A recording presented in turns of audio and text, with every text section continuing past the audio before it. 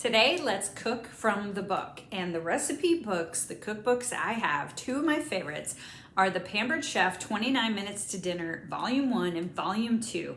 And the reason I like these cookbooks so much is because 29 minutes to dinner usually means there are not that many ingredients, the recipe is not very intimidating, not a lot of steps, and so very doable, very approachable. I love that. I also love about this recipe book is that they have great pictures. The other thing that appeals to me so much is that because of the size of the book, it's not overwhelming because what I like to do is actually cook through the book, meaning I want to try every single recipe in the book. They are not in print anymore by Pampered Chef, so you can't get them from Pampered Chef online, but you can get them from Amazon. I'm going to put the link in the description below so you know you can get them from there. I'm thinking these would make great gifts with some of the Pampered Chef products. 3 of the recipes I'm making come out of Volume 1, and we're going to get into those right now. So our recipe tonight is going to be Tex-Mex chicken and rice skillet.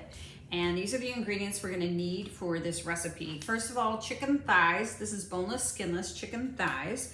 Little oil drizzle for our pan. This is southwestern seasoning from Pampered Chef. A jar, which ends up being 1.5 cups of salsa verde. So this is the mild, I like mild. And then 2 cups of chicken broth, a cup of cheese. You could do any Fiesta blend. All I had was cheddar cheese, which is fine. A instant rice, we're using jasmine rice, any white rice would do. A whole can of whole kernel corn. It did ask for Mexican style corn, which usually has peppers in it. So what I thought I might do is just add these pimentos and this pepper from our garden, and then cilantro for garnish. Taken our can of corn and I've put it on a piece of parchment paper, and I have dabbed it dry with some paper towels because we want to get a little bit of a char on our corn, and that's the way to do it. You gotta have it dry. Let's add our pimentos, and let's add that pepper. I just diced it up, took out all the seeds. Now while that's cooking, we're gonna dice up our chicken thighs. To my chicken, I'm adding the 1 tablespoon of the southwestern seasoning. We're gonna remove this from the skillet.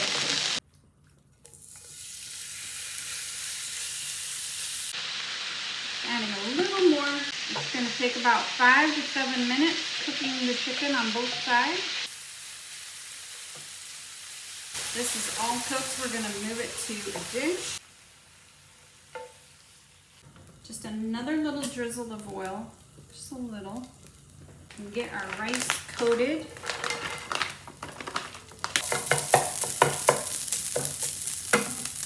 And now we're going to add our 2 cups of broth. And our 1.5 cup of salsa verde.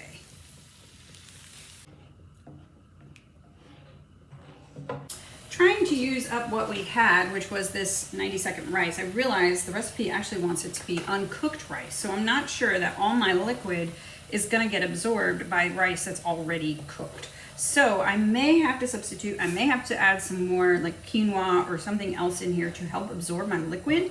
So we'll see how this goes when it gets to a simmer, if my liquids are actually reducing. All right. While the liquid is reducing, I don't think it's going to absorb. So I am gonna add some quinoa. I let that simmer another 3 to 5 minutes. There we go. It has absorbed like we wanted it to. The quinoa really helped. Now, it calls for putting this on a plate and putting the chicken, but I'm going to turn this kind of into a 1-dish chicken meal. So I'm going to put our chicken back in here. And then what we'll also add is our corn, our roasted corn, and brings a nice brightness of color into the dish. And all we have left to put in here is cheese. Let's get that all melted. Maybe we'll sprinkle more cheese on the top. Yes, that's what we'll do. Speaking of color, nice cilantro on top. And this is ready to serve. This actually turned out better than I expected. The flavors come together really well. It was even really good with that quinoa. I would certainly make it with that again. It was an excellent mistake. Anyway, family loved it. Definitely would try this. All right, our next recipe is Swedish style turkey meatballs. And our main ingredient for that is going to be our ground turkey.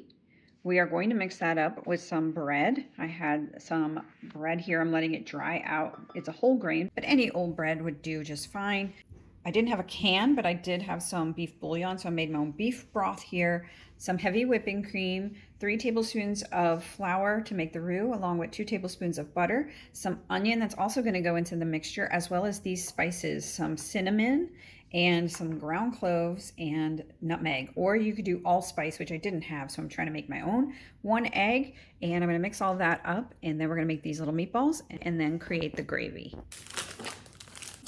Using our chopper, I'm going to start by chopping our bread. I really like using my Pampered Chef manual chopper for this. It gets the pieces in the right size, especially with onions where you don't want to cry and you get them chopped really fast to put them into your meat mixture. I feel like the mixture is just a little wet, so I'm going to add some breadcrumbs.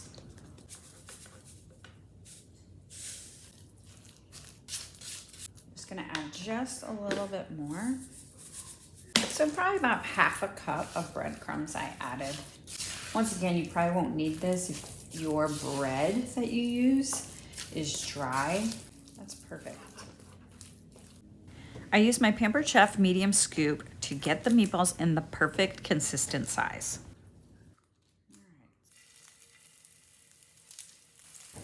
I brown my meatballs on both sides in a little bit of oil. And while I could do this, I could bake them. I really wanted to do it in the pan because we're about to make the gravy and all those meatball drippings are gonna add to the flavor of that gravy.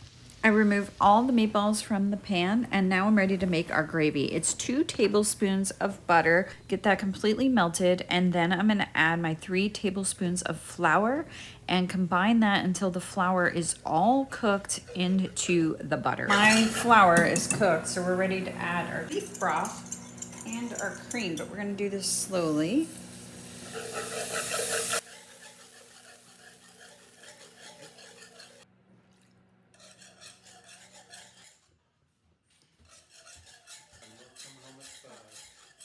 Okay, we're gonna add our meatballs to our gravy now.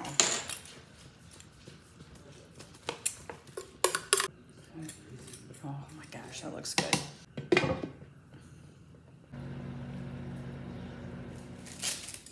To make dinner simple, I'm just gonna put these in a bowl, cover with water, and just put them in the microwave for 5 minutes.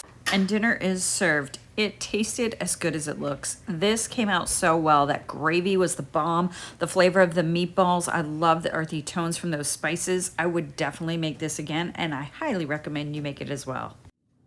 This next recipe actually comes out of the 29 Minutes to Dinner Volume 2, and we're going to whip up this delicious Chipotle shrimp scampi. Take a look at that picture.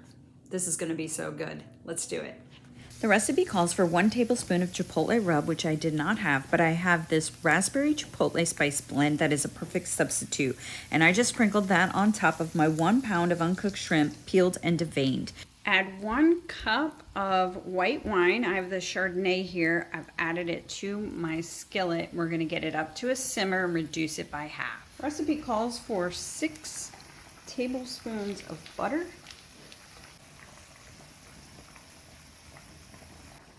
Adding 3/4 of a cup of chicken broth, of salt. Okay, we're gonna add our shrimp back into our sauce. Pasta is finishing up cooking. We're gonna drain our pasta and then add it to the skillet with the shrimp, and then we'll top it off with some fresh cilantro. This turned out so well, and I do believe I actually got it done within the 29 minutes. It was an easy dish to make. The flavors with the lime juice and the white wine and the butter and the broth, it really came together, and then that added chipotle, perfect. I like that I substituted the pasta for a whole wheat variety. It turned out really good and held up to the sauce and the shrimp really well. I would make this again. I recommend it as well. If you stayed with me to the end, don't forget to give me a thumbs up, hit that like button, and also if you haven't yet, I would love for you to subscribe. Thanks so much for watching.